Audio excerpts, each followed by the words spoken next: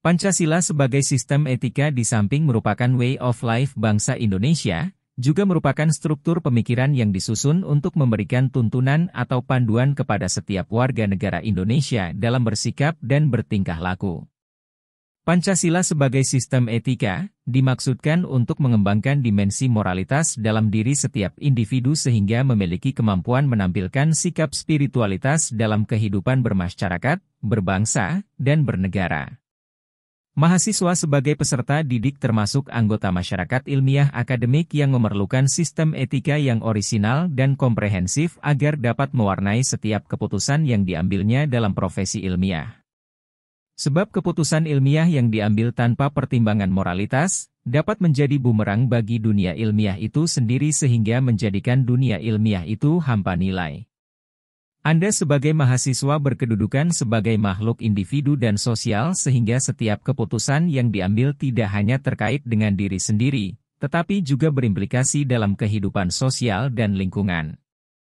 Pancasila sebagai sistem etika merupakan moral guidance yang dapat diaktualisasikan ke dalam tindakan konkret yang melibatkan berbagai aspek kehidupan. Oleh karena itu, sila-sila Pancasila perlu diaktualisasikan lebih lanjut ke dalam putusan tindakan sehingga mampu mencerminkan pribadi yang saleh, utuh, dan berwawasan moral akademis. Dengan demikian, mahasiswa dapat mengembangkan karakter yang Pancasilais melalui berbagai sikap yang positif, seperti jujur, disiplin, tanggung jawab, mandiri, dan lainnya. Pernahkah Anda mendengar istilah etika? Kalaupun Anda pernah mendengar istilah tersebut, tahukah Anda apa artinya? Istilah etika berasal dari bahasa Yunani, ethos, yang artinya tempat tinggal yang biasa, padang rumput, kandang, kebiasaan, adat, watak, perasaan, sikap, dan cara berpikir. Secara etimologis, etika berarti ilmu tentang segala sesuatu yang biasa dilakukan atau ilmu tentang adat kebiasaan. Dalam arti ini, etika berkaitan dengan kebiasaan hidup yang baik, tata cara hidup yang baik, baik pada diri seseorang maupun masyarakat.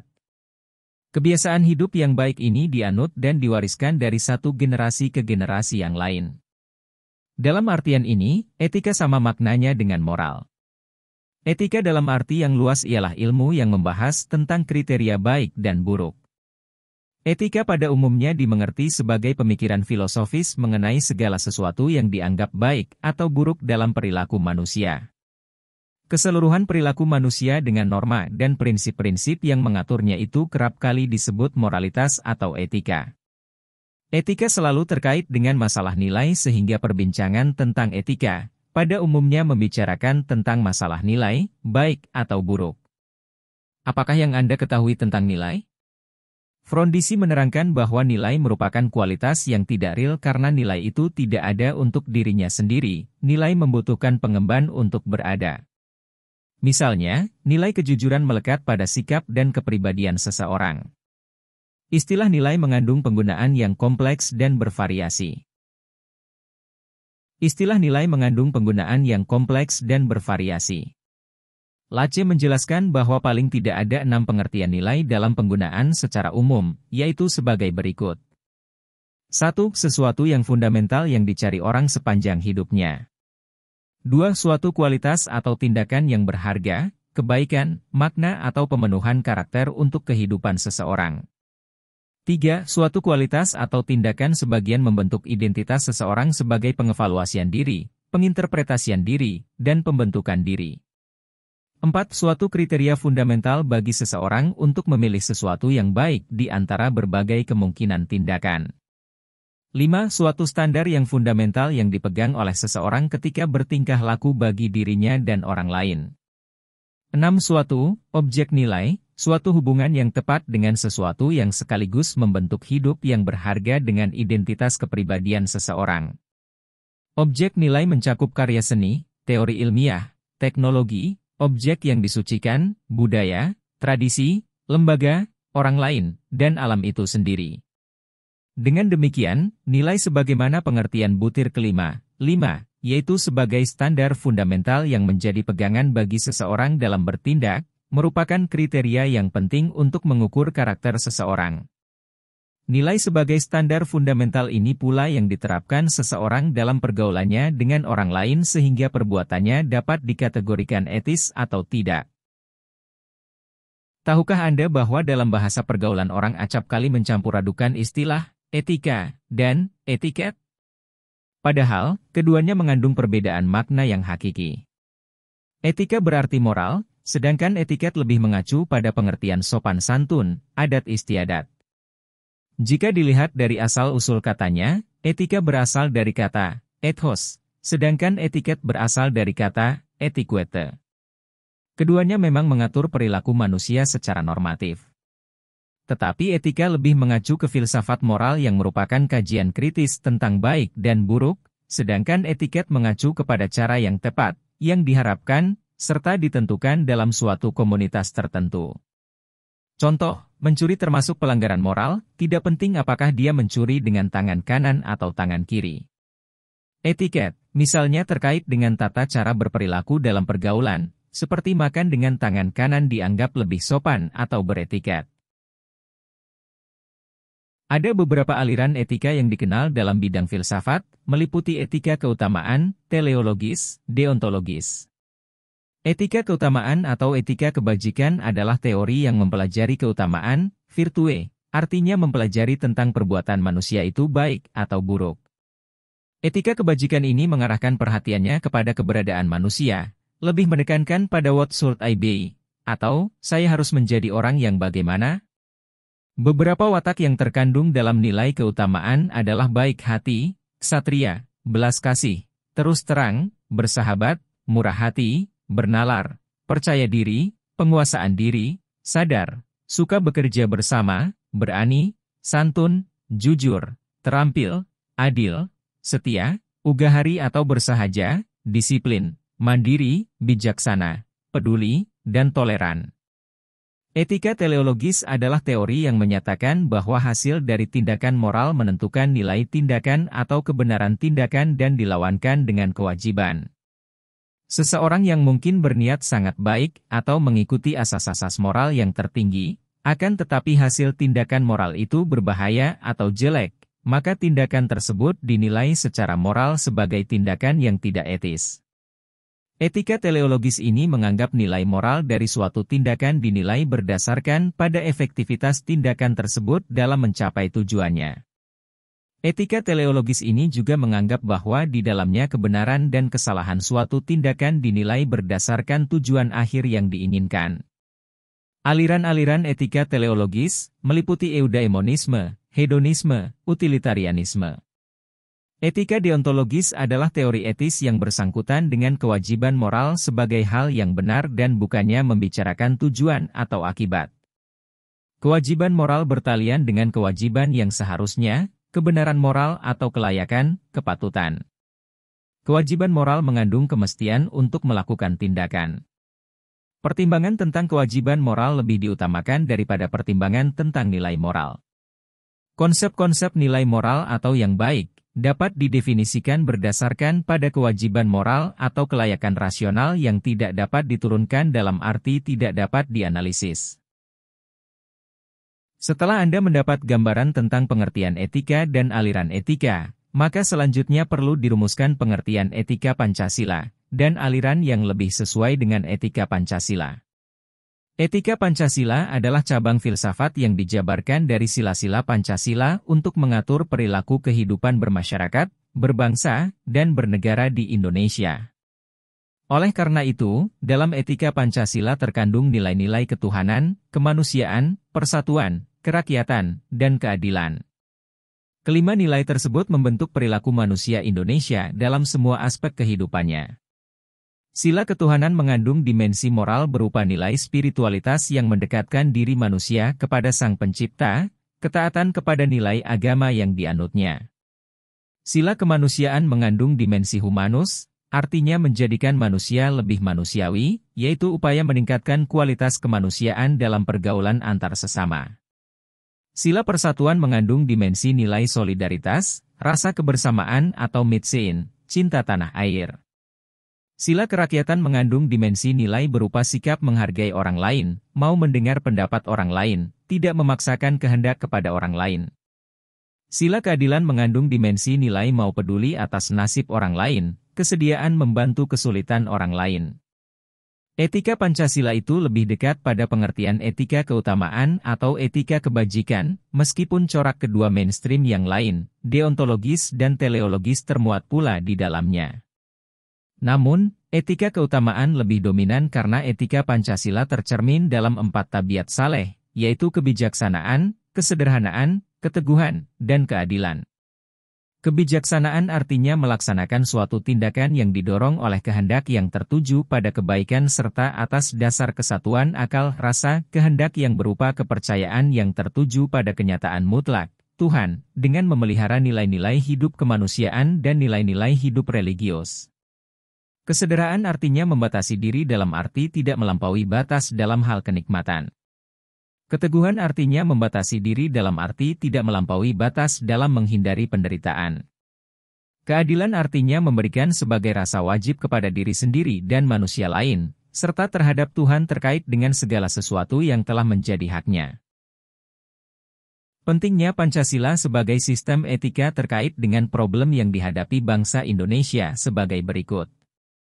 Pertama, banyaknya kasus korupsi yang melanda negara Indonesia sehingga dapat melemahkan sendi-sendi kehidupan berbangsa dan bernegara. Kedua, masih terjadinya aksi terorisme yang mengatasnamakan agama sehingga dapat merusak semangat toleransi dalam kehidupan antar umat beragama, dan meluluhlantakkan semangat persatuan atau mengancam disintegrasi bangsa.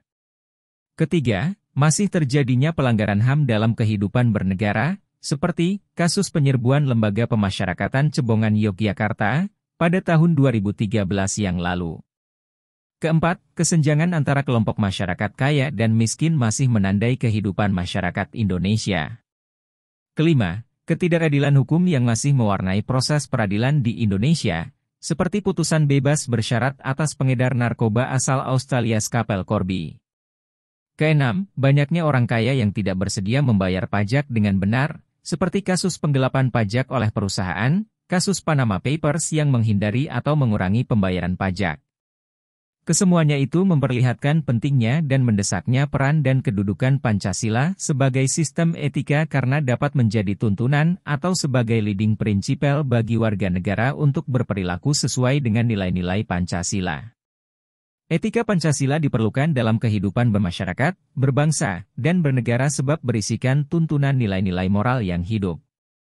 Namun, diperlukan kajian kritis rasional terhadap nilai-nilai moral yang hidup tersebut agar tidak terjebak ke dalam pandangan yang bersifat mitos.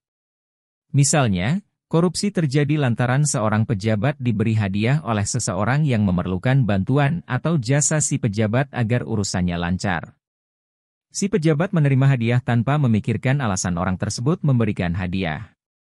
Demikian pula halnya dengan masyarakat yang menerima sesuatu dalam konteks politik sehingga dapat dikategorikan sebagai bentuk suap.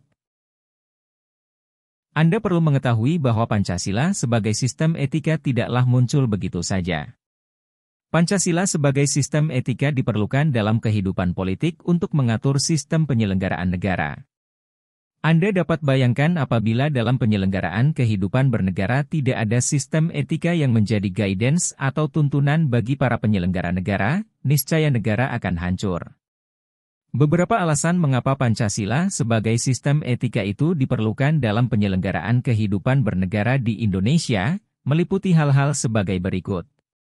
Pertama, dekadensi moral yang melanda kehidupan masyarakat, terutama generasi muda sehingga membahayakan kelangsungan hidup bernegara. Generasi muda yang tidak mendapat pendidikan karakter yang memadai dihadapkan pada pluralitas nilai yang melanda Indonesia sebagai akibat globalisasi sehingga mereka kehilangan arah. Dekadensi moral itu terjadi ketika pengaruh globalisasi tidak sejalan dengan nilai-nilai Pancasila, tetapi justru nilai-nilai dari luar berlaku dominan.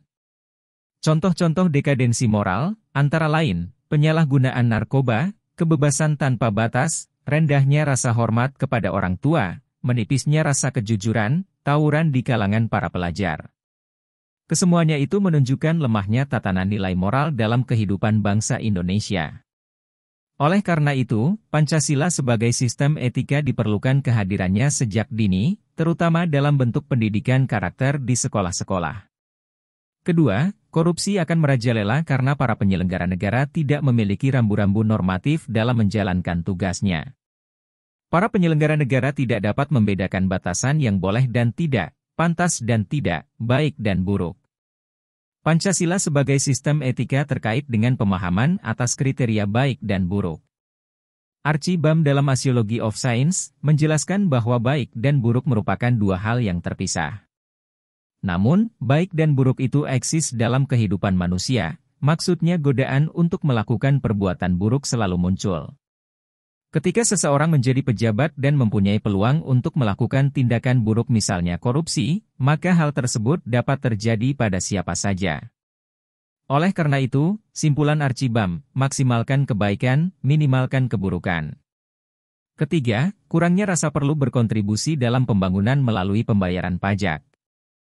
Hal tersebut terlihat dari kepatuhan pajak yang masih rendah, padahal peranan pajak dari tahun ke tahun semakin meningkat dalam membiayai APBN.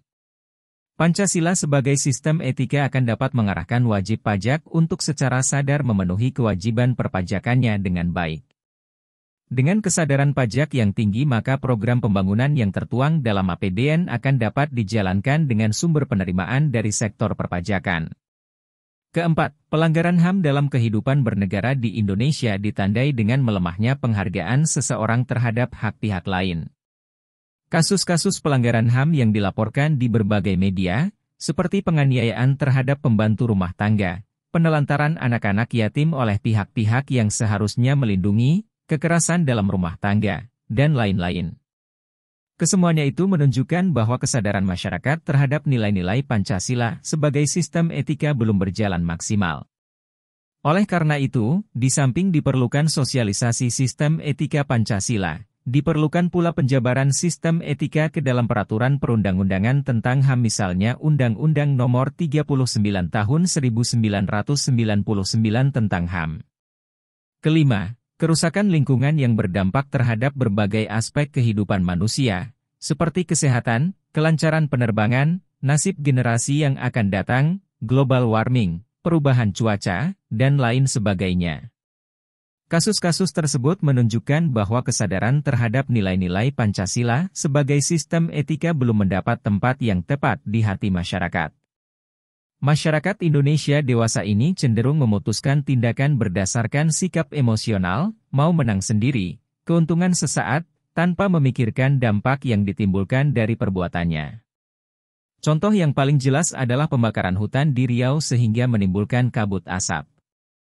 Oleh karena itu, Pancasila sebagai sistem etika perlu diterapkan ke dalam peraturan perundang-undangan yang menindak tegas para pelaku pembakaran hutan, baik pribadi maupun perusahaan yang terlibat. Pada zaman Orde Lama, Pancasila sebagai sistem etika masih berbentuk sebagai filosofis Grundslag atau Weltanschauung. Artinya, nilai-nilai Pancasila belum ditegaskan ke dalam sistem etika, tetapi nilai-nilai moral telah terdapat pandangan hidup masyarakat. Masyarakat dalam masa Orde Lama telah mengenal nilai-nilai kemandirian bangsa yang oleh Presiden Soekarno disebut dengan istilah berdikari, berdiri di atas kaki sendiri. Pada zaman Orde Baru, Pancasila sebagai sistem etika disosialisasikan melalui penataran P4 dan diinstitusionalkan dalam wadah BP7.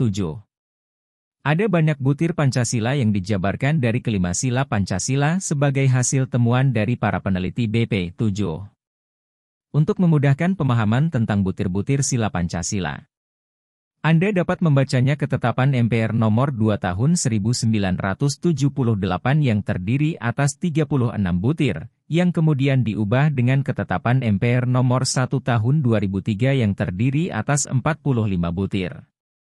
Pada era reformasi, Pancasila sebagai sistem etika tenggelam dalam hiruk-pikuk perebutan kekuasaan yang menjurus kepada pelanggaran etika politik.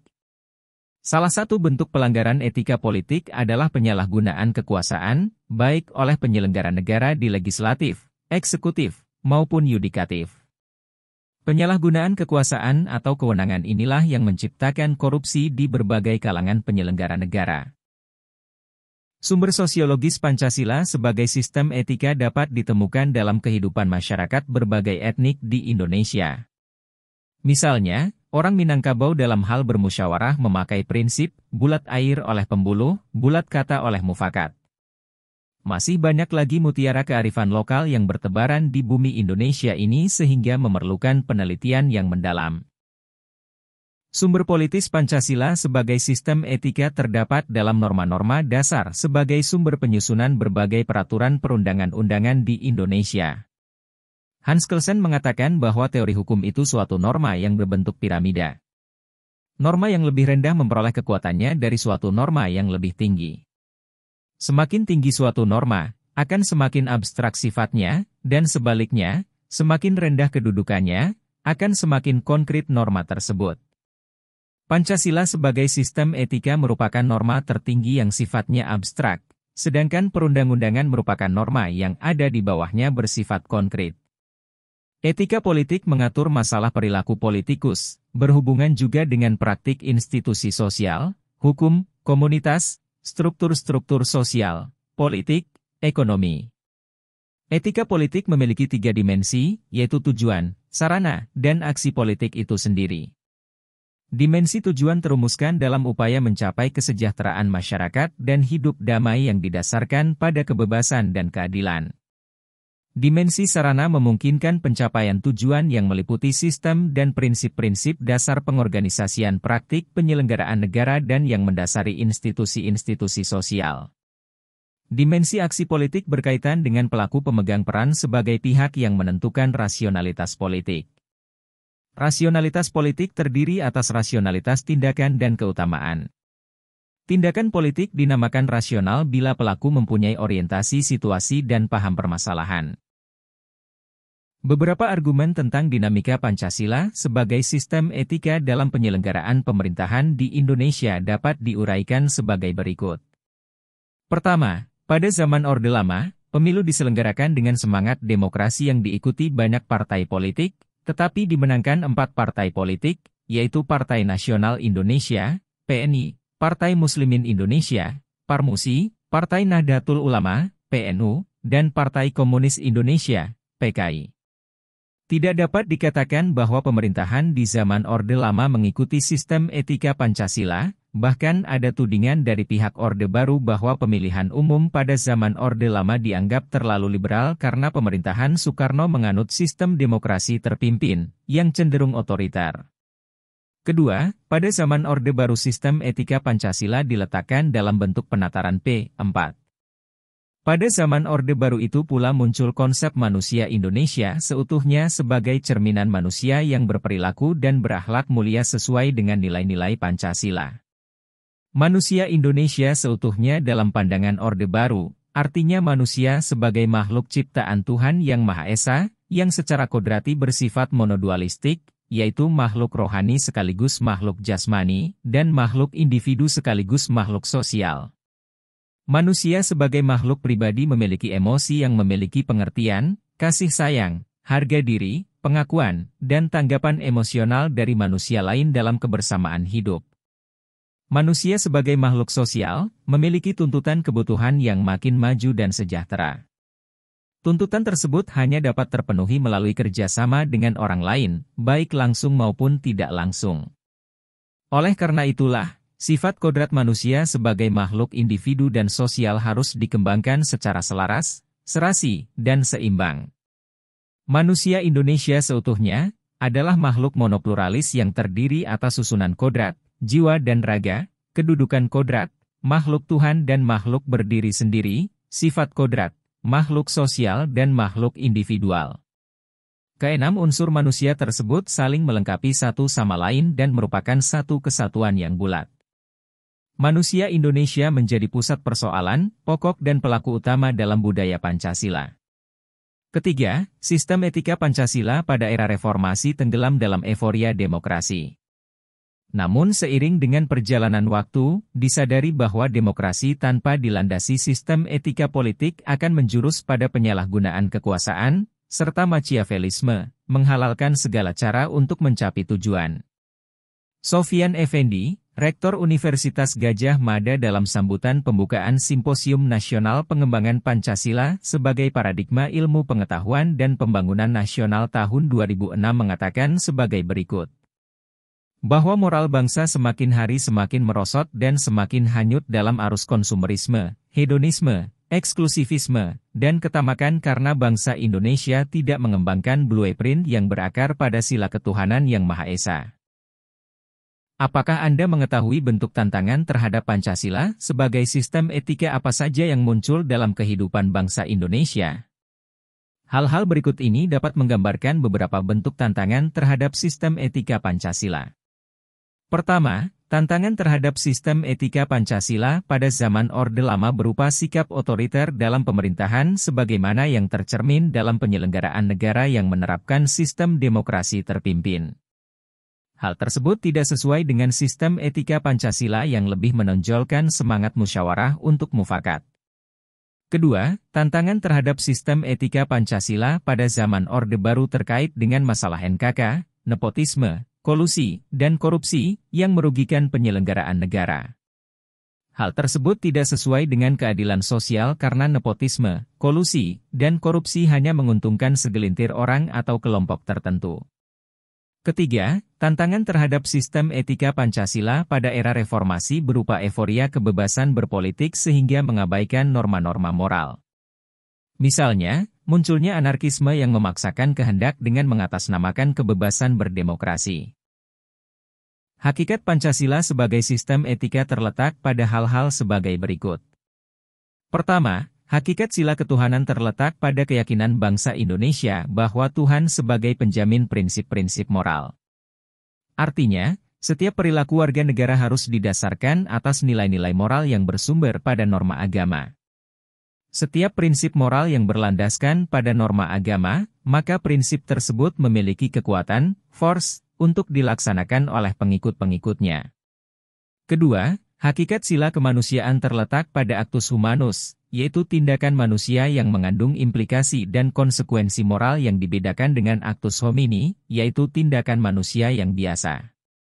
Tindakan kemanusiaan yang mengandung implikasi moral diungkapkan dengan cara dan sikap yang adil dan beradab sehingga menjamin tata pergaulan antar manusia dan antar makhluk yang bersendikan nilai-nilai kemanusiaan yang tertinggi, yaitu kebajikan dan kearifan.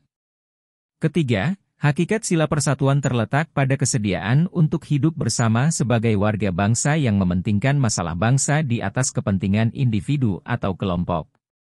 Sistem etika yang berlandaskan pada semangat kebersamaan, solidaritas sosial akan melahirkan kekuatan untuk menghadapi penetrasi nilai yang bersifat memecah belah bangsa. Keempat, hakikat sila kerakyatan terletak pada prinsip musyawarah untuk mufakat. Artinya, menghargai diri sendiri sama halnya dengan menghargai orang lain. Kelima, hakikat sila keadilan sosial bagi seluruh rakyat Indonesia merupakan perwujudan dari sistem etika yang tidak menekankan pada kewajiban semata, deontologis, atau menekankan pada tujuan belaka, teleologis, tetapi lebih menonjolkan keutamaan, virtue ethics, yang terkandung dalam nilai keadilan itu sendiri. Hal-hal penting yang sangat urgen bagi pengembangan Pancasila sebagai sistem etika meliputi hal-hal sebagai berikut. Pertama, meletakkan sila-sila Pancasila sebagai sistem etika berarti menempatkan Pancasila sebagai sumber moral dan inspirasi bagi penentu sikap, tindakan, dan keputusan yang diambil setiap warga negara.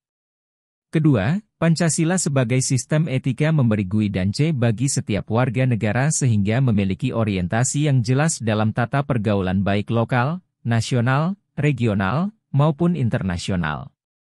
Ketiga, Pancasila sebagai sistem etika dapat menjadi dasar analisis bagi berbagai kebijakan yang dibuat oleh penyelenggara negara sehingga tidak keluar dari semangat negara kebangsaan yang berjiwa Pancasilais. Keempat, Pancasila sebagai sistem etika dapat menjadi filter untuk menyaring pluralitas nilai yang berkembang dalam kehidupan masyarakat sebagai dampak globalisasi yang memengaruhi pemikiran warga negara.